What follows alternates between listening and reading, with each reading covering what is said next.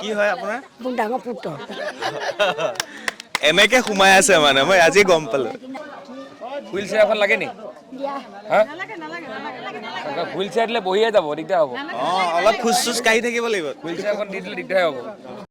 ইমান কম বয়সতে অজস্ৰ সম্পত্তিৰ গৰাকী কেনেকৈ হ'ল? চাওক, ধীৰুভাই আম্বানীক এই প্ৰশ্নটো কোনোবাই সুধিছিল নেকি? নেতাটো আপোনালোকৰ বহুতক ভোট দিলে, লংকালৈ গৈ ঘূৰি আহিলে, ৰাস্তা হ'ল 30 বছৰ। কিন্তু আপুনি কওক, এবাৰ মোৰ লংকালৈ যোৱা ৰাৱণ নে ৰাম কওক আপোনালোকে।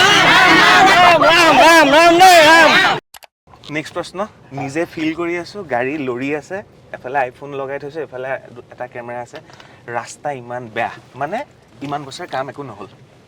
এয়া হৈছে কংগ্ৰেছৰ অপশাসনৰ এটা উদাহৰণ।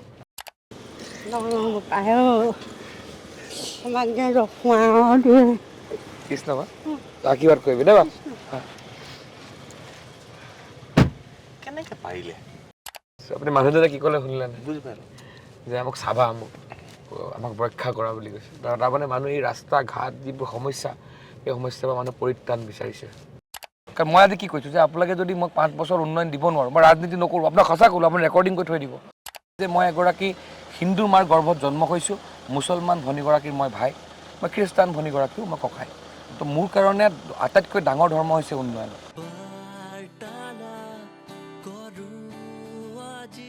এই যে ভিৰ দেখিছে, এই যে মানুহ আহিছে, এয়া জনতা, ৰঙা নদীৰ জনতা। আৰু ঋষিৰাজ হাজৰিকাৰ ঘৰৰ সন্মুখত এনেধৰণে ভিৰ কৰিছে বহু জনতাই।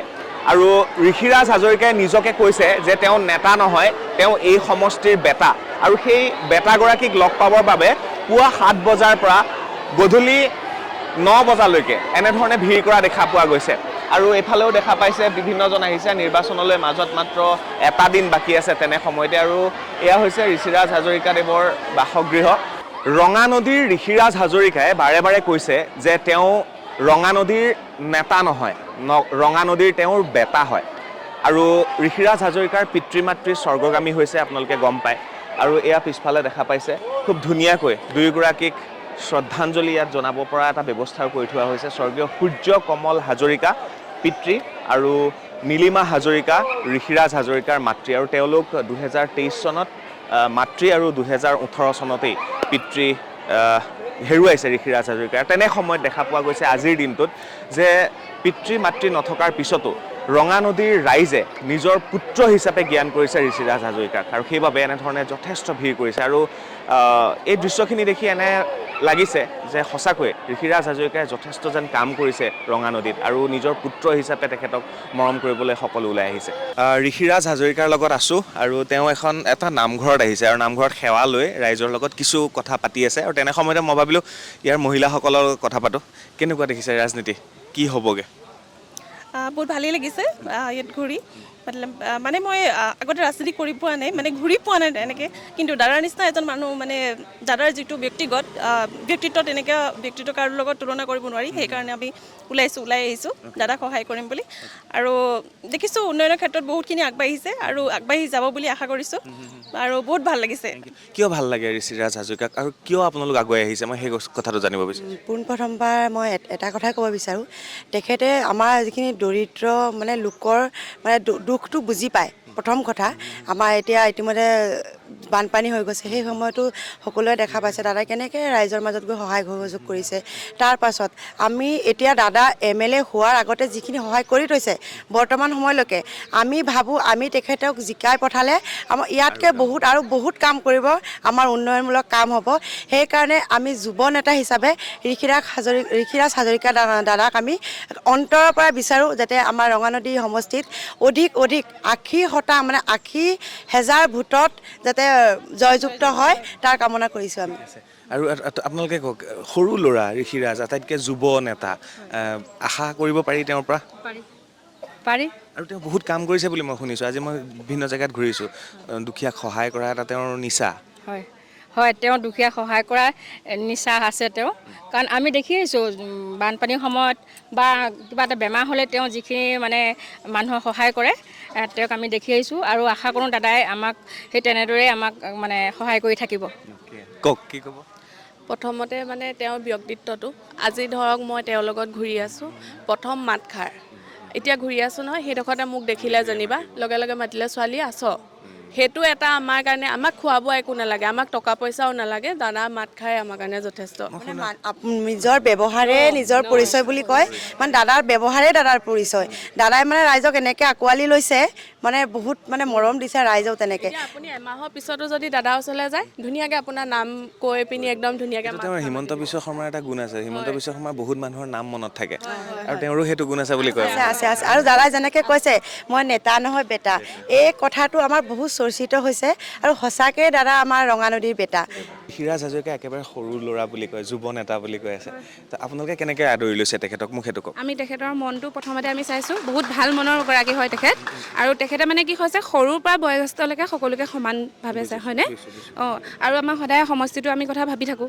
হয়নে এক নম্বৰতে আৰু আগৰ যিজন নেতা মানে MLA আছিলে তেখেতেতো একো আমাৰ সমষ্টি হৈ একো দেখি নাপালোঁ সঁচা কথা কিন্তু আৰু মই এখন ঘৰ বোৱাৰী হয় মোৰ এই গাঁৱৰ মোৰ 7 বছৰ হৈছে প্ৰথম এতিয়া MLA আমাৰ এখেতৰ পইচা যেতিয়া আমি ভাবিছোঁ এজন সমাজ সুস্থ সবল নেতালৈকে আমি সেইকাৰণে ভাবিছোঁ আমাৰ সমষ্টিটো উন্নতি হওক উঠি অহা প্ৰজন্মবোৰ আমাৰ ভাল হওক আমি সেইকাৰণে ঋষিৰাজকে সদায় আমি বিচাৰিছোঁ আৰু তেখেতকে আমি ভোট দিম আৰু তেওঁ এটা সংলাপ কৈ আছে যে তেওঁ ইয়াৰ নেতা নহয় বেটা হয় বেটা বুলি আপোনালোকে কেনেকৈ ভাবি লৈছে তেওঁ মানে কি আমাৰ ইয়াৰ গাঁও যেতিয়া এইখনতে ঠাইতে আমি তেওঁক আপদে বিপদে প্ৰতিটো মুহূৰ্ততে পাম যেতিয়া তেওঁ আমাৰ বেটা বুলি সেইখন পাই গৈছে এতিয়া ধৰক এইটো এটা নামঘৰৰ বাবে আহিছিলে সকলো ৰাইজ একত্ৰিত হৈছে আৰু তেওঁ পোনে পোনে এঘৰ মানুহৰ ঘৰলৈ সোমাই গ'ল মই ঘূৰি আহিলে সুধিম তাত কিয় সোমাই গ'ল কিবা খাবলৈ গ'ল নে চাহ খাবলৈ গ'ল নে কি দেখা পোৱা যাব চ' এনেধৰণৰ এটা পৰিৱেশ বৰ্তমান ৰঙানদীত দেখিবলৈ পোৱা গৈছে আইতা ঋষিৰাজ কোন হয় আপোনাৰ ঋষিৰাজ মোৰ কোনোৱে নহয় কিন্তু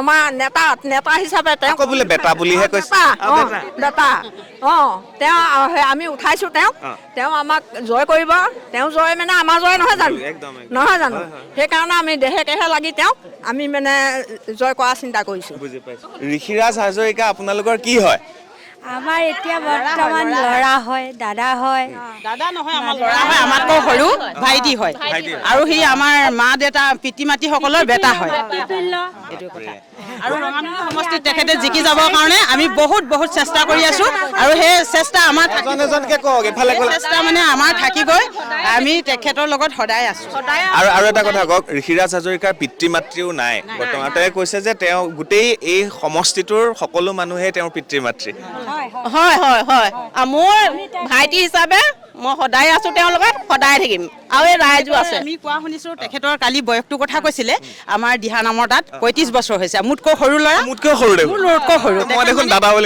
তেখেত মোৰ ভাইটি হয় সেইকাৰণে আমি দাদা বুলি ক'ব নোৱাৰোঁ ভাইটিয়ে হয় আমাক বাইদেউ বুলি সন্মান কৰিলে আমি ভাল পাওঁ তেখেতক ভাইটি আৰু এতিয়া মিটিঙত কি ক'লে নমস্কাৰ আজি আমি বহুত সুখী হৈছোঁ তেওঁৰ কাৰণে আমি দিনে ৰাতিয়ে লাগি ফুৰিছোঁ আমাৰ গাঁওখন যাতে উন্নত হয় আমাৰ সমাজখন উন্নত হয় আমাৰ ৰঙানদী সমষ্টি সদায় যাতে জাকত জিলিকা হৈ থাকে সেইবাবে আমি ঋষিৰাজ ভাইটিক সদায় মানে জয়যুক্ত হৈ থাকিবলৈ আশীৰ্বাদ কৰিছোঁ সদায় আমাৰ ওচৰত থাকিব তেখেত আপোনালোকৰ নাম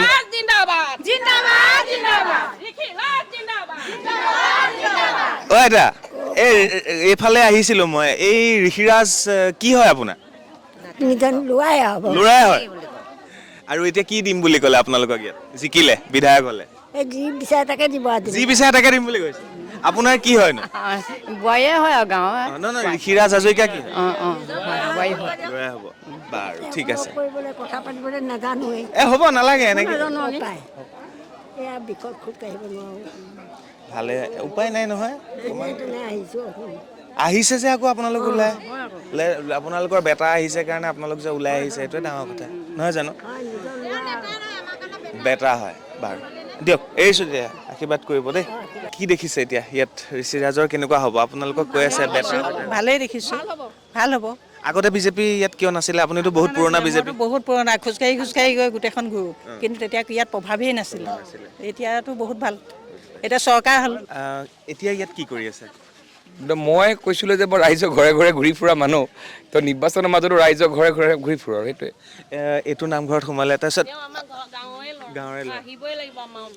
মই ইয়াত ৰঙানদীৰ প্ৰত্যেকখন গাঁৱৰে ল'ৰা ৰাইজৰ ল'ৰা মাক দেউতাকৰ কাৰোবাৰ অভিমান থাকিব, কাৰোবাৰ খং থাকিব, কাৰোবাৰ গালি থাকিব, আৰু মাকৰ যদি গালি ল'ৰাই নাখায় কোনে খাব? তো সেইকাৰণে ৰাইজৰ মাজত ঘূৰি ফুৰোঁ। আৰু মই কৈছোঁ যে মোৰ লগত ৰাইজৰ লগত ৰাজনৈতিক সম্পৰ্ক নহয়, ৰাইজৰ লগত মোৰ আত্মিক সম্পৰ্ক। আৰু সেইকাৰণে মই এই নিৰ্বাচনী ব্যস্ততাৰ মাজত ডাঙৰ সভা কৰাৰ সমান্তৰালভাৱে ৰাইজৰ কাষলৈ গৈ, ৰাইজৰ ওচৰত গৈ মই সেৱা লোৱাটোক মই বেছি বিশ্বাস কৰোঁ, কাৰণ মোৰ কাৰণে ভোটতকৈ সেৱাৰ মূল্য বহুত বেছি। আইতাক সুধিলোঁ মই, কি হয় আপোনাৰ? মোৰ ডাঙৰ পুত্ৰ। এনেকে সোমাই আছে মানে, মই আজি গম পালোঁ। হুইল চেয়াৰ এখন লাগে নি? হুইল চেয়াৰ এখন লাগে নি? হুইল চেয়াৰ দিলে বহিয়ে যাব, দিগদাৰ হ'ব। অলপ খোজ চোজ কাঢ়ি থাকিব লাগিব। হুইল চেয়াৰ এখন দি দিলে দিগদাৰ হ'ব।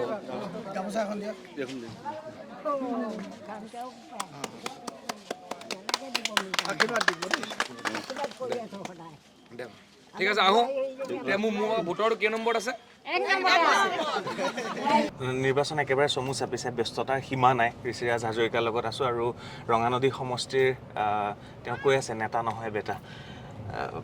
স্বাস্থ্য কেনেকুৱা মই সেইটো জানি লওঁ অকণমান। স্বাস্থ্য সুন্দৰ স্বাস্থ্য, অলপ মাত্ৰাত ভাগিছে। ঘৰত আগতে অকণমান দুৰ্বল লাগি আহিলোঁ, ৰাইজক দেখা পোৱাৰ পিছত উৎসাহত মন একেবাৰে ঠিক ভাল লাগি যায়। যেতিয়া মই গোটেই অসমখন ঘূৰি আছোঁ, অকল ৰঙানদী সমষ্টিটোত আমি হৰ্ডিং, বেনাৰ, পোষ্টাৰ মানে ইমানেই মানে সেই বস্তুটো চৰ্চা হ'ল গোটেই অসমখনত। ইয়াততো ৰাইজৰ মনতে মই, ৰাইজৰ মনত মই, ৰাইজৰ অন্তৰত মই, ল'ৰা ৰাইজৰ মনত মই পূৰা আছোঁ। পাব্লিকৰ বাইক লৈছোঁ, কোনোবাই কৈছে সেইদিনা বোলে এখন নামঘৰত আপুনি আপোনাৰ নিজৰ বয়সটো ক'লে। যুৱ নেতা 36 বছৰ হৈছে, আপুনি মোতকৈও বহুত সৰু।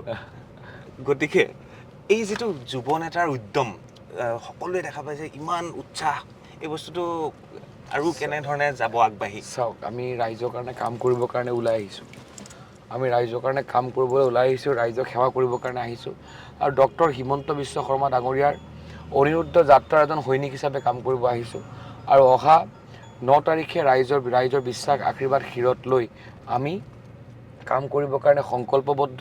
আৰু 9 তাৰিখৰ পেছৰে পৰা আমাৰ যি অনিৰুদ্ধ যাত্ৰা, এই অনিৰুদ্ধ যাত্ৰাৰ লগত ৰঙানদীবাসী ৰাইজক আমি সংযোগ কৰিব বিচাৰিছোঁ। ইণ্টাৰেষ্টিং এটা কুৱেশ্যনৰ এনচাৰ মই ইয়াত পালোঁ। আমাৰ উত্তৰ পাৰে, যিহেতু আমি উত্তৰ পাৰৰ বাসিন্দা, উত্তৰ পাৰে বহু দিনৰ পৰা ভাল মানে মন্ত্ৰী নাই।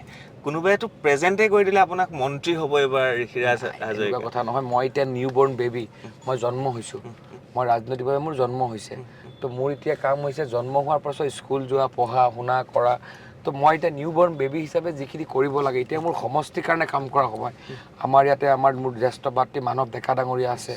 আজি সেই মানৱ ডেকা ডাঙৰীয়াৰ যি মানে এই মুখ্যমন্ত্ৰী অনিৰুদ্ধ যাত্ৰাৰ তেওঁ প্ৰহৰী হিচাপে যি ধৰণে কাম কৰিলে, লখিমপুৰৰ উন্নয়ন যি লেভেলত আগবাঢ়ি গ'ল, এতিয়া মই মানে এই যাত্ৰাক ইমান বেছি স্পীডত আগবঢ়াব লাগিব, তেতিয়াহে গৈ অন্ততঃ মই অহা 9 তাৰিখে যাত্ৰাৰ আশীৰ্বাদ আৰম্ভ কৰাৰ পাছত অন্ততঃ তেতিয়াহে গৈ মেলি মই 5 বছৰৰ ভিতৰত এটা জেগাত গৈ উপস্থিত হ'বলৈ পাৰিম। কাৰণ আমি যোৱা 50 বছৰ 60 বছৰে এই পূৰ্বৰ নাওবৈচা এতিয়া ৰঙানদী উন্নয়ন দেখাই নাই। এই উন্নয়নৰ যাত্ৰা আৰম্ভ হৈছেহে। আৰু উন্নয়নৰ যাত্ৰা আৰম্ভ হোৱাৰ লগে লগে আপোনালোক কৈছোঁ 9 তাৰিখৰ পাছত ৰঙানদীয়ে বহু উন্নয়নৰ লগত আগবাঢ়িব। আৰু যি আগতে পূৰ্বতে যি আমাৰ বেলেঞ্চ ৰাখি গ'ল, আমি সুতে মূলে আমি ভাৰতীয় জনতা পাৰ্টিয়ে দিব পাৰিম। আপোনাৰ দুজন গুৰু, এজন হৈছে সুৰেশ প্ৰভু, আপুনি কৈছে আগৰ, আৰু এতিয়া হিমন্ত বিশ্ব শৰ্মা। সুৰেশ প্ৰভু ডাঙৰীয়া সামাজিক জীৱনৰ লগত মোক জড়িত কৰিলে। ডক্টৰ হিমন্ত বিশ্ব শৰ্মা ডাঙৰীয়াই ৰাজনৈতিকভাৱে মোক প্ৰতিষ্ঠা কৰাই এজন সমাজৰ সু নাগৰিক হিচাপে কাম কৰিবৰ কাৰণে মোক সাহস প্ৰেৰণ কৰিলে, অনুপ্ৰেৰণা যোগালে। এটা প্ৰশ্ন ইয়াত সুধি লওঁ, তাৰপাছত আপুনি যাব, বহুত মানুহ ৰৈ আছে সন্মুখতে। এই প্ৰশ্নটো ছ'চিয়েল মিডিয়াত বাৰে বাৰে চৰ্চা হৈ আছে, ইমান কম বয়সতে অজস্ৰ সম্পত্তিৰ গৰাকী কেনেকৈ হ'ল? চাওক, ধীৰুভাই আম্বানীক এই প্ৰশ্নটো কোনোবাই সুধিছিল নেকি? ধীৰুভাই আম্বানীক যদি এই প্ৰশ্নটো সুধিলেহেঁতেন, আজি আমি ধীৰুভাই আম্বানীক নাপালোহেঁতেন। আমি কিয় বাৰে বাৰে এনেকুৱা প্ৰশ্নবোৰ সোধোঁ? আমি গৌৰৱ কিয় কৰিব নোৱাৰোঁ? মইতো আজি কৈছোঁ যে মোৰ বিৰোধী যোনজন ব্যক্তি, তেওঁৰ এটা অদ্ভুত মানে আইৰ এটা হিচাপ দেখাইছে। মইতো প্ৰশ্ন নাই কৰা। মই ভাল পাইছোঁ যে আমাৰ অসমীয়া যুৱক এজনে আজি ইমান টকাৰ আইৰ অধিকাৰী হ'ব পাৰিছে। এইটো আমাৰ কাৰণে গৌৰৱৰ কথা। আজি ৰাজস্থান, হাৰিয়ানা, ইউ পিত এইটো প্ৰশ্ন নুসুধে। আমি অসমীয়া জাতিয়ে ইজনে সিজনক আগবঢ়াব লাগিব, জাতি তেতিয়া আগবাঢ়িব। জাতিটোত যদি থকা ব্যক্তিসকল যদি আৰ্থিকভাৱে আগবাঢ়িব নোৱাৰে, জাতি কেনেকৈ বাঢ়িব? আৰু সেইটো ভাল পথেৰে। আপুনি মইতো চেলেঞ্জ কৰিছোঁ, মইতো প্ৰত্যাহ্বান জনাইছোঁ। মোৰ ওপৰত যদি কিবা অভিযোগ আছে তেওঁলোকে মোক চেলেঞ্জ কৰক, প্ৰত্যাহ্বান জনাইছোঁ। কিন্তু আপুনি ক'ব লাগে কাৰণে, সমালোচনা কৰিব লাগে কাৰণে সমালোচনা কৰিব, তাত মই নাই। আপুনি লগ কৰি আহক, আমি কেইবাটাও প্ৰশ্ন ল'ম মই। ঠিক আছে।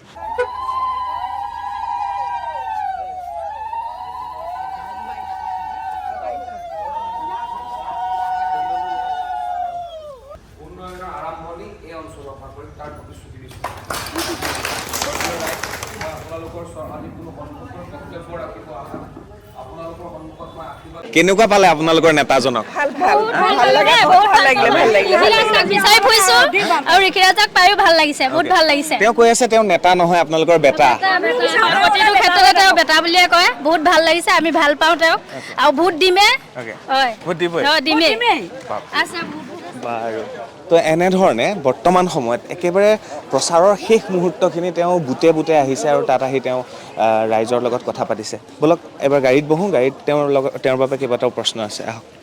নেক্সট প্ৰশ্ন, নিজে ফিল কৰি আছোঁ, গাড়ী লৰি আছে, এফালে আইফোন লগাই থৈছোঁ, এফালে এটা কেমেৰা আছে, ৰাস্তা ইমান বেয়া, মানে ইমান বছৰ কাম একো নহ'ল। এয়া হৈছে কংগ্ৰেছৰ অপশাসনৰ এটা উদাহৰণ। কাৰণ যোৱা 5 বছৰ কংগ্ৰেছৰ বিধায়ক আছিলে। কংগ্ৰেছৰ বিধায়কজনে ভাৰতীয় জনতা পাৰ্টীৰ চৰকাৰ থকাৰ কাৰণে মুখ্যমন্ত্ৰীগৰাকীৰ পৰা যদি চৰকাৰ যদিও ৰাস্তাৰ উন্নয়ন কৰায়, ৰাস্তাৰ কাম কৰে, তেতিয়াহ'লে ৰাইজ বিজেপিৰ পক্ষত আহিব বুলি ভাবিয়ে যোৱা 5টা বছৰত তেওঁ অকল ইয়ালৈ নাহি ৰাইজক উন্নয়নৰ লগত জড়িত হ'ব নিদি কেৱল তেওঁ ইয়াৰ পৰা পলাই থাকিলে।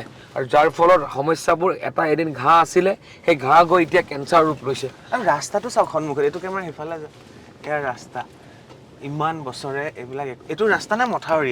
মথাউৰিৰ পৰা ৰাস্তাৰ পৰা ৰাস্তা, কিন্তু এইটো এটা খুব ব্যস্তপূৰ্ণ। ইয়াৰ পিছফালে বহুত আমাৰ ৰাইজ আছে বা ৰাইজৰ গাঁও আছে। এইবাৰ 5 বছৰ এইবোৰ ৰাস্তা যদি ৰাইজে আমাক সুযোগ দিয়ে, 5 বছৰত আপোনাক আমি সেইটো সুযোগ নিদিম, এইটো ৰাস্তাত আকৌ পুনৰ ভি দিব নোৱাৰে। এইটো ব্যস্ত ৰাস্তা, দুখন গাড়ী পাৰ হ'ব নোৱাৰে, চাওক সেইটোৱে। কোনোবা ঘূৰি আছে ইয়াতে।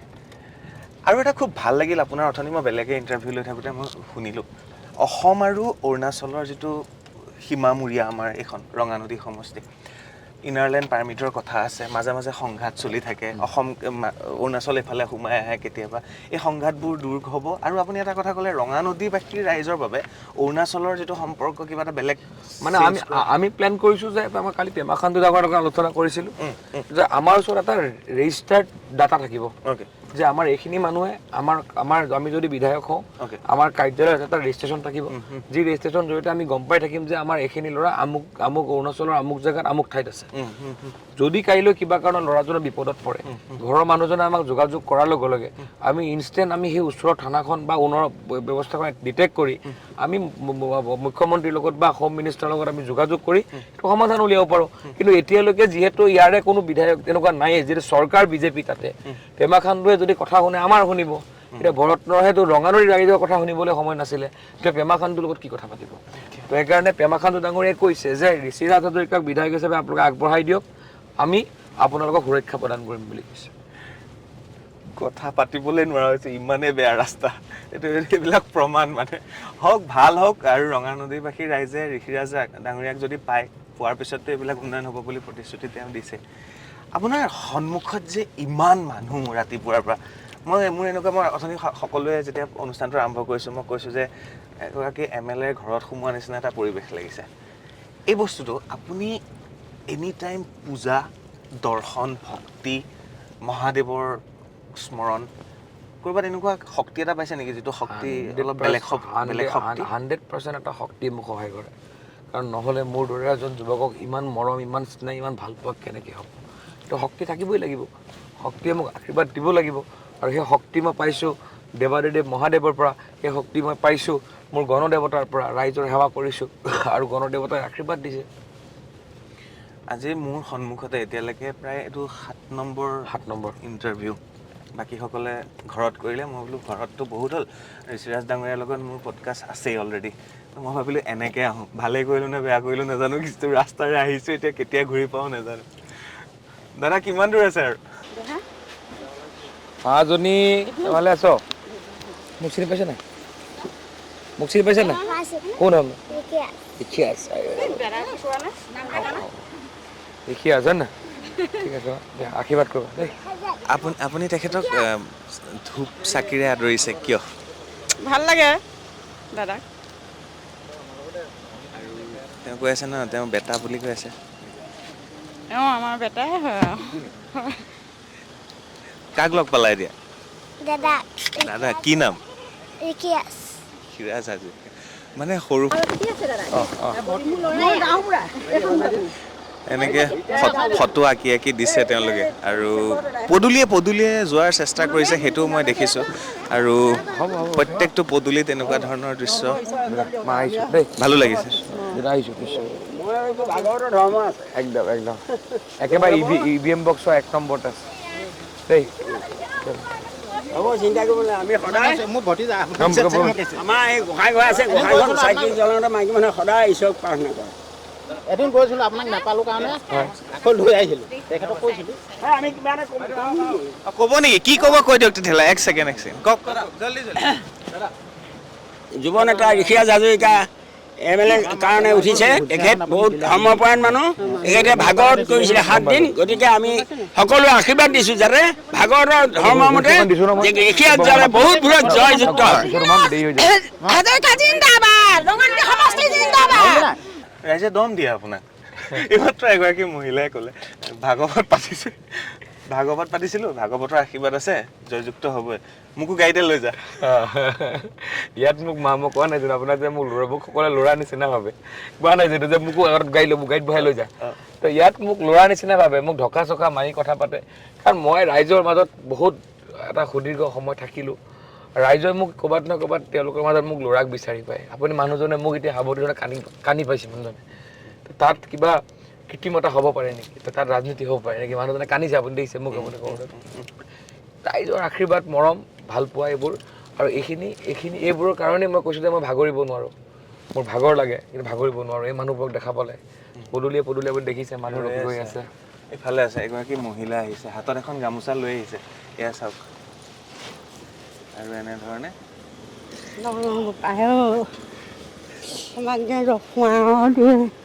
কৃষ্ণ বা আশীৰ্বাদ কৰিবি দেই বা কেনেকৈ পাৰিলে মই এটা বস্তু মই সুধোঁ মই সঁচাকৈ মই আপোনাক মই ওচৰৰ পৰা পাইছোঁতো আপুনি হঠাৎ 5 বছৰমান নাইকিয়া হৈ গ'ল 7 বছৰ কানেকশ্যন যেনেকৈ মই সেই শকত আপত তাক দেখিছিলোঁ মই তপস্যা কৰিবৰ কাৰণে আপুনি অকণমান নাইকিয়া হ'ব লাগিব আপুনি মানুহজনে কি ক'লে শুনিলে নাই বুজি পালোঁ যে আমাক চাবা আমাক ৰক্ষা কৰা বুলি কৈছে তাৰমানে মানুহ এই ৰাস্তা ঘাট যিবোৰ সমস্যা এই সমস্যাৰ পৰা মানুহ পৰিত্ৰাণ বিচাৰিছে 7 বছৰ অন্তৰ্ধান হৈ কেৱল ইয়াতেই সোমাই থাকিলে আৰু সেইকাৰণে আজি এইখিনি ঘূৰাই পাইছে তেখেতে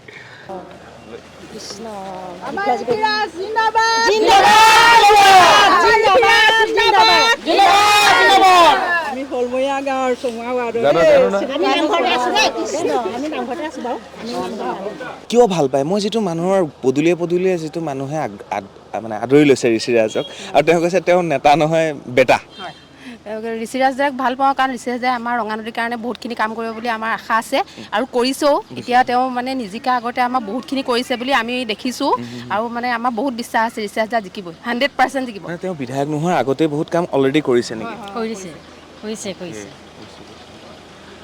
আপোনালোকে কি ভাবে আমিও একে মানে ঋষিৰাজ দা মানে আমাৰ জিকাটোৱে আমি আশা কৰোঁ তেওঁ জিকিলে অন্তত আমাৰ ৰাস্তা পদূলি এতিয়া দেখা পাইছে ইমানেই মানে বেয়া ৰাস্তা আজি বহুত কষ্ট হৈছে এইমাত্ৰ আহোঁতে তাকে পাতি আহিছোঁ গাড়ী এনেকৈ স্কুললৈ ল'ৰা ছোৱালী নিবলৈ বহুত কষ্ট আমাৰ ঋষিৰাজ দা জিকিলে যে আমাৰ সেইটো ৰাস্তাটো দিব আমাৰ 100% মানে আমাৰ আশা আছে ৰাস্তাটো দাদাই বনাই দিব বুলি আমি বহুত আশা কৰিছোঁ সেইকাৰণে আমি দাদাকে ভোট দিম বুলি ভাবিছোঁ আৰু নতুন প্ৰজন্মই কি ভাবে তেওঁক লৈ কাৰণ নেতাজন সৰু গোটেই অসমৰ আটাইতকৈ যদি কম বয়সীয়া বুলিয়ে ক'ব লাগিব নেতাটো নাই সৰু যোনখিনি ল'ৰা ছোৱালী এতিয়া নতুনকৈ মানে ভোটৰ লিষ্টত নামি যায় তেওঁলোকে ঋষিৰাজ দাকে দিব ভাল পায় চব ল'ৰা ছোৱালীয়ে ভাল পায় তেওঁ আমিও সেই জিকাটো বিচাৰোঁ ধন্যবাদ ভাই আৰু এতিয়া আন এটা নামঘৰত তেওঁ সোমাইছে ইয়াতো কিছু সময় তেওঁ ৰ'ব আৰু তাৰপিছতে হয়তো যাব মই তোমাৰ ইণ্টাৰভিউটো লোৱাৰ আগতে মই এখন পোষ্টাৰ দেখুৱাই ল'ব বিচাৰিছোঁ ৰঙানদীবাসীৰ ভৱিষ্যত হ'ব নিবিচাৰোঁ বিচাৰোঁ সেৱক হ'বলৈ আৰু এখেতৰ যিবিলাক নিৰ্বাচনীৰ সংলাপ সেইবিলাক কিছু পৃথক তেওঁ কৈছে মই নেতা নহয়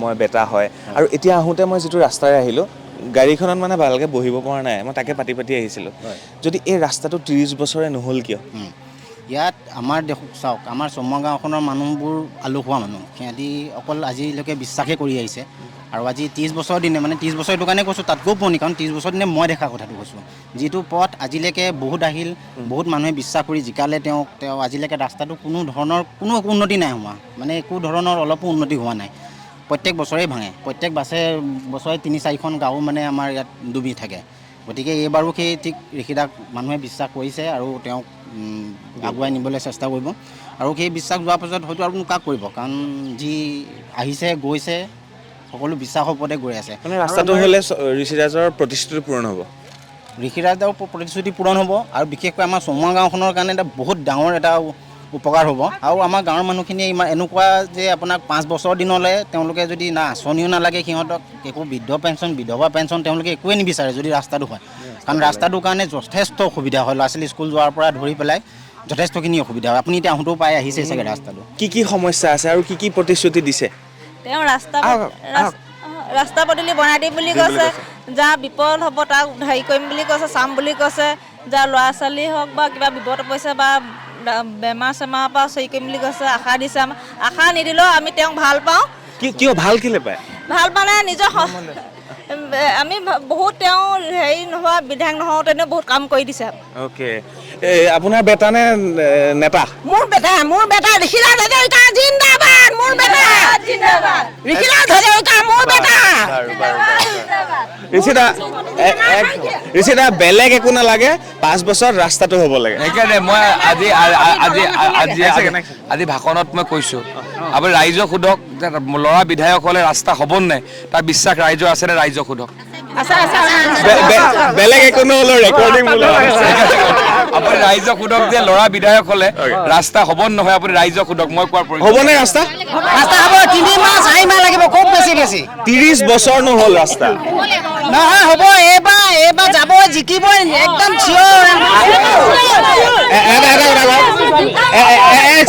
এটা কথা কওক নেতাটো আপোনালোকৰ বহুতক ভোট দিলে লংকালৈ গৈ ঘূৰি আহিলে ৰাস্তা হ'ল 30 বছৰ কিন্তু আপুনি কওক এবাৰ মোৰ লংকালৈ যোৱা ৰাৱণ নে ৰাম কওক আপোনালোকে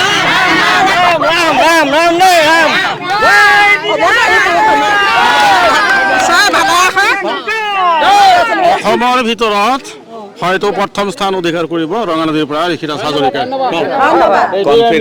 চেলেঞ্জ দিছোঁ আৰু নেতাজনতকৈ ৰাইজ বেছি কনফিডেণ্ট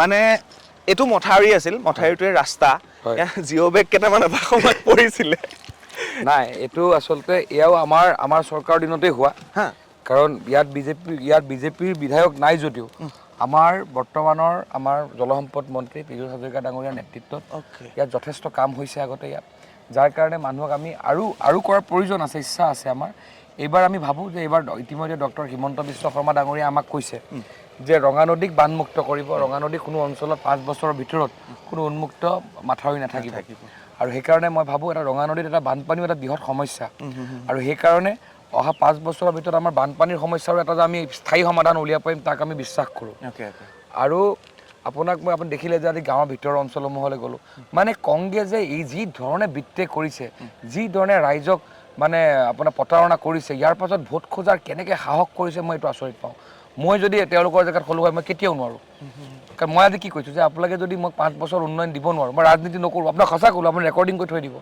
আপুনি 5 বছৰ পিছত আহিব মই যদি ইয়াৰ 80 পৰা 90 কাম সম্পূৰ্ণ কৰি দিব নোৱাৰোঁ মই ৰাজনীতি আৰু নকৰোঁ কাৰণ মোৰ ৰাজনীতি কৰাৰ অধিকাৰ নাথাকিব কাৰণ আমি নতুন প্ৰজন্ময়ো যদি সেই গতানুগতিক ৰাজনীতিৰ লগত জড়িত থাকোঁ তেতিয়াহ'লে অকল যে প্ৰতিশ্ৰুতি নহ'ব প্ৰতিশ্ৰুতি আপুনি দেখিছে মই স্পষ্ট কথা কওঁ মই বহুত বেছি মছলা সানি তেল দি কথা নকওঁ কাৰণ তেল দিলেই বেছি কথাবোৰ অলপ বেলেগ হৈ যায় আমাৰ কথা হ'ল আমি হিমন্ত বিশ্ব শৰ্মা ডাঙৰীয়াৰ সেনাপতি এই অঞ্চলত ৰঙানদীত তেওঁ মোক ইয়াতে সেনাপতি কৰি পঠিয়াইছে তেওঁৰ মই সৈনিক আজি ৰঙানদীত তেওঁৰ সেনাপতি হিচাপে ৰঙানদীক মই আগুৱাই নি তেওঁৰ জৰিয়তে অসমৰ 10টা উন্নত বিধানসভা সমষ্টি হিচাপে নিৰ্মাণ কৰা মোৰ সংকল্প আৰু মই ভাবোঁ আহিবলগীয়া সময়ত ৰঙা নদীয়ে এই ডক্টৰ হিমন্ত বিশ্ব শৰ্মা ডাঙৰীয়াৰ যি উন্নয়নৰ অনিৰুদ্ধ যাত্ৰা এই যাত্ৰাৰ লগত একত্ৰিত হৈ বৃহত্তৰ জাতিটোক আগুৱাই নিবৰ কাৰণে কাম কৰিব পাৰিব। ৰঙা নদীৰ বান সমস্যা আছে না, ৰঙা নদীৰ যথেষ্ট বান সমস্যা ৰঙা নদীৰ আছে, ডিক্ৰঙৰ আছে, আমাৰ ইয়াত 3খন যি নদী আছে গোটেইখনতে বানৰ সমস্যা আছে।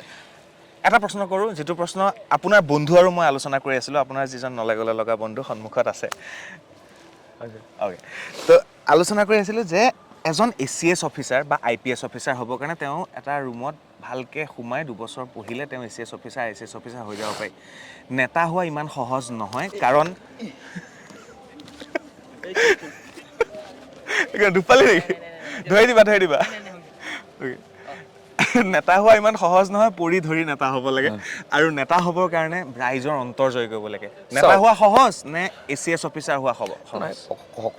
সকলো বৃত্তিতেই আপোনাৰ যিহেতু ৰাজনীতিৰো বৃত্তি নহয়, সেৱা আৰু যদিও প্ৰশাসনিক বিষয়াটো সেৱা কিন্তু বৃত্তি তেওঁৰ, কাৰণ তেওঁ সেইকাৰণে মই ক'ব কি বিচাৰোঁ তাতো কষ্ট আছে, যথেষ্ট কষ্ট এটা আমি সন্মান কৰোঁ, কিন্তু মই কৈছোঁ ৰাজনীতিটো এটা বেলেগ বিষয়। ৰাজনীতিৰ সমাজ নীতিৰ প্ৰয়োজন হ'ব, ধৰ্ম নীতিৰ প্ৰয়োজন হ'ব, সমাজ নীতিৰ প্ৰয়োজন হ'ব আৰু এই গোটেই নীতিবোৰ মিলি এক ৰাজনীতি হ'ব। আৰু এই ৰাজনীতিৰ যি ধৰ্ম নীতি আচলতে আমাৰ বহু নেতাই ধৰ্ম নীতি পাহৰি যায়, ৰাজনীতিৰ পৰা সমাজ নীতিক আঁতৰাই দিয়ে, সেইকাৰণে ৰাইজে তেওঁলোক নস্বাত কৰি দিয়ে। আৰু ডক্টৰ হিমন্ত বিশ্ব শৰ্মাক আপুনি চাওক যে ৰাজনীতিৰ লগে লগে সমাজ নীতিক আগুৱাই নিছে। আপুনি তেওঁৰ ওচৰত সমস্যা লৈ যাওক, তেওঁ এবাৰো নুসুধে চক্ৰটো BJP কংগ্ৰেছ নেকি, তেওঁ সমাধান কৰে। তেওঁ ধৰ্ম নীতিৰ কথা চাওক, তেওঁৰ দিনত গোটেই অসমত সকলো মঠ মন্দিৰ ধৰ্মীয় অনুষ্ঠান নিৰ্মাণৰ কাম কৰিছে। যেতিয়া ৰজা ধাৰ্মিক হয়, ৰজাৰ যেতিয়া ধাৰ্মিক হয়, ৰজাৰ যেতিয়া সুচিন্তা হয়, তেতিয়া সেই ৰাজ্যত ধৰ্ম প্ৰতিষ্ঠা হয় আৰু ধৰ্ম প্ৰতিষ্ঠা যি ৰাজ্যত হয় তাত প্ৰজা সুখত থাকে। নিশ্চয়। আপুনি অসমৰ কম বয়সীয়া ৰাজনীতিবিদ হ'বলৈ গৈ আছে। ৰাজনীতিবিদ নহয়, মই আহিবলগীয়া সময়ত ডক্টৰ হিমন্ত বিশ্ব শৰ্মা ডাঙৰীয়াৰ এজন সৈনিক হ'ব গৈ আছোঁ।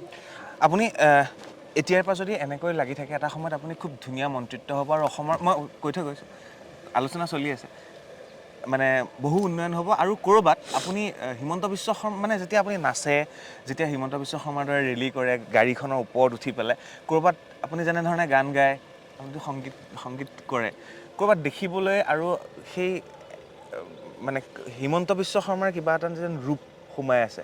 বহুতে কৈ আছে দাড়িখিনি কাটি দিলেতো তেনেকুৱা লাগিব। দাদাৰ আমি দাদাৰ সৈনিক, আমি দাদাৰ পৰাই চব শিকিছোঁ, আমাৰ সৰ্বস্ব দাদা। কাৰণ আমাক এই সমাজ জীৱনত মানুহ ভাল পাবলৈ শিকোৱা মানুহজনেই তেওঁ। তো স্বাভাৱিকতে আপুনি যেনেকৈ বাপেকৰ এটা প্ৰভাৱ নিজৰ ল'ৰা ছোৱালীৰ গাত থাকে, নিজৰ গুৰুজনৰ এটা প্ৰভাৱ নিজৰ শিষ্যজনৰ গাত থকাটো অকণমান হয়তো এইটো মানে আনফৰ্চুনেটলি হৈ যাব পাৰে, কিন্তু দাদাৰ আমি মানে এক শংকু হ'ব পৰা হোৱা নাই। তেওঁৰ কষ্ট, তেওঁৰ ত্যাগ, তেওঁৰ জ্ঞান, তেওঁৰ ৰাইজৰ প্ৰতি মানে যি ইচ্ছা, প্ৰবল ইচ্ছা শক্তি, কেৱল মানুহ আৰু মানুহকে বুজে। মানুহজনক দেখিলেই পঢ়ি পেলাব পাৰে যে মানুহজনে কি বিচাৰিছে, কি ভাবিছে, কি ক'ব। তেওঁৰ ওপৰত এটা ঐশ্বৰিক শক্তিৰ আশীৰ্বাদ আছে আৰু সেই ঐশ্বৰিক শক্তিয়ে ক'ৰবাত তেখেতক চাগে ইমান এনাৰ্জি দিয়ে, ইমান আমি আজি কাম কৰি আছোঁ, তেওঁ আজি যুগ ধৰি, তেওঁ আজি ইমান দিন ধৰি তেওঁ নুশুৱে নাখায়, 25 বছৰ ধৰি তেওঁ ভাগৰা নাই, আৰু তেওঁ ভাগৰা নাই কাৰণে ক'ৰবাত আমি আজি ইমান ধুনীয়া এটা পৰিৱেশ নিৰ্মাণ কৰিবলৈ আমি সুবিধা পাইছোঁ। মই আশা ৰাখিছোঁ, ভগৱন্তৰ ওচৰত প্ৰাৰ্থনা জনাইছোঁ যে মা ভাগৱতীয়ে, মা কামাখ্যাই দাদা সদায় শক্তিশালী কৰক, যাতে আহিবলগীয়া সময়ত যুৱ প্ৰজন্মই কাৰো কোনো বহিৰাগতৰ যাতে বহুতীয়া হৈ জীয়াব নালাগে, আৰু সেই কাম যদি কৰিব পাৰিব ডক্টৰ হিমন্ত বিশ্ব শৰ্মাই পাৰিব। সদ্যহতে আমি তেনেকুৱা ব্যক্তি দেখা পোৱা নাই। ৰঙা নদীত মুছলমান ভোটাৰ আছে নাই? মুছলমান ভোটাৰ আছে যথেষ্ট। আপোনাৰ লগত আছে? মোৰ লগত বুলি নহয়, মই কৈছোঁৱে যে মই এগৰাকী হিন্দু মাৰ গৰ্ভত জন্ম হৈছোঁ, মুছলমান ভনীগৰাকীৰ মই ভাই, মই খ্ৰীষ্টান ভনীগৰাকীও মই ককাই। তো মোৰ কাৰণে আটাইতকৈ ডাঙৰ ধৰ্ম হৈছে উন্নয়ন। মই অত্যন্ত হিন্দু সনাতনী সভ্যতাক বিশ্বাস কৰা, গুৰুজনাৰ সৃষ্টিৰাজিক বিশ্বাস কৰা যুৱক, কিন্তু ধৰ্ম মোৰ আত্মাত থাকিব। মই মোৰ মাক ভাল পাওঁ বুলি কোৱা মানে আনৰ মাক যিদৰে বেয়া পোৱা নুবুজায়, মই হিন্দু ধৰ্মক ভাল পোৱা মানে আন ধৰ্মক গালি পৰা নুবুজে। আৰু যি লোকে নিজৰ মাককে ভাল পাব নোৱাৰিব, তেওঁ আনৰ মাকক কেনেকৈ ভাল পাব? জয়ন্ত খাউণ্ড ফেক্টৰ হ'ব। মই লাষ্ট প্ৰশ্নলৈ আহিছোঁ, কাৰণ মই আপোনাৰ লগত পডকাষ্টত বহুত কথা পাতি থৈছোঁ। এইটো লাষ্ট কোন ফেক্টৰ হ'ব? জয়ন্ত খাউণ্ড। মই কৈছোঁ যে আমাৰ 8জন ব্যক্তিয়ে আপোনাৰ নিৰ্বাচনত প্ৰতিদ্বন্দ্বিতা কৰিছে। মোৰ সকলোৰে প্ৰতি শ্ৰদ্ধা আছে, শুভেচ্ছা আছে, ধন্যবাদ আছে। মই তেওঁলোকক খালি এটাই অনুৰোধ জনাম, এইকেইদিন মোক যিমান গালি পাৰে পাৰক, খালি 9 তাৰিখৰ পাছত আমি সকলোৱে মিলি এখন সুন্দৰ ৰঙা নদী নিৰ্মাণ কৰাৰ কাৰণে একেলগে কাম কৰিব লাগিব। বহুত বহুত শুভেচ্ছা জ্ঞাপন কৰিলোঁ আৰু আমাক বিদায় দিয়ক। আজি গোটেই ঘূৰি ফুৰিছোঁ, আপোনাক শুভেচ্ছা জনাইছোঁ। ধন্যবাদ।